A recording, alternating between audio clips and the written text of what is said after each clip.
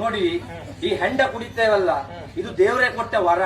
ಅದಕ್ಕೊಂದು ಸಣ್ಣ ಕತೆ ಉಂಟು. ಯಾವುದು? ಒಮ್ಮೆ ದೇವರು ಭೂಲೋಕಕ್ಕೆ ಬಂದಾಕ್ಷಣ ಬಾಯಾರಿಕೆ ಆಯ್ತಂತೆ. ಹಾಲು ಮಾರುವವನ ಹತ್ರ ಹೋಗಿ ನನ್ಗೆ ಹಾಲು ಕೊಡು, ಬಾಯಾರಿಕೆ ಆಗ್ತಾ ಉಂಟು ಅಂತ ಹೇಳಿದ್ರು. ಹಾಲು ಮಾರುವವ ದೇವರಿಗೆ ಹಾಲು ಕೊಡದೆ ನಾನು ಹಿಂಗ್ ಕೊಡುದಿಲ್ಲ, ನೀವು ಸತ್ತ ಒಂದು 5 ಕಳ್ತಿದ. ಮತ್ತೆ ಅವ ದೇವರು ಮುಂದೆ ಹೋಗುವಾಗ ಒಂದು ಹೆಂಡದ ಅಂಗಡಿಗೆ ಹೋದ.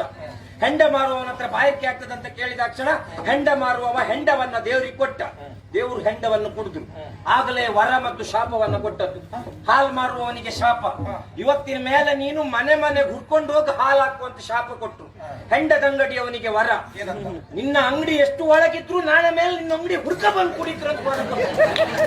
ಎಷ್ಟೆಲ್ಲ ಉಂಟು ನೋಡಿದ್ರಲ್ಲ. ಶಿಷ್ಯ ನನ್ನ ಶಿಷ್ಯ ಶಿಷ್ಯ ಅಷ್ಟೇ ಅಲ್ಲ, ಇನ್ನು ಈ ಹೆಂಡ ಕುಡಿಯುವವರಿಗೆ ಹಾವು ಕಚ್ಚುವುದಿಲ್ಲ. ಹೌದಾ? ಪ್ರಪಂಚದಲ್ಲಿ ಸರಿ ಇರುವವರಿಗೆ ಹಾವು ಕಚ್ಚದೆ, ಕುಡುಕರಿಗೆ ಹಾವು ಕಚ್ಚುವುದೇ ಇಲ್ಲ. ಸರಿ ನೋಡಿ, ಹೆಂಡ ಕುಡಿಯುವವರು ಹೆಂಡ ಕುಡಿದು ಹೇಗೆ ನಡ್ಕೊಂಡು ಬರ್ತು.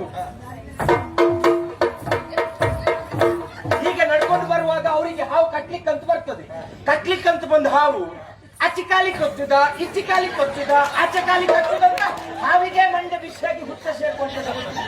ಅಷ್ಟೆಲ್ಲ ಪ್ರಯೋಜನ ಉಂಟು. ಎಲ್ಲ ಪ್ರಯೋಜನ ಉಂಟು. ಬಹುಪಯೋಗಿ ಸರಾಯಿ ಶಿಷ್ಯ ಆಗ್ತದಲ್ಲ. ಖಂಡಿತ. ಹಾಗಾದ್ರೆ ಮಕ್ಕಳೇ, ಮರೆಯುವುದಕ್ಕಾಗುವ ವಿಷಯ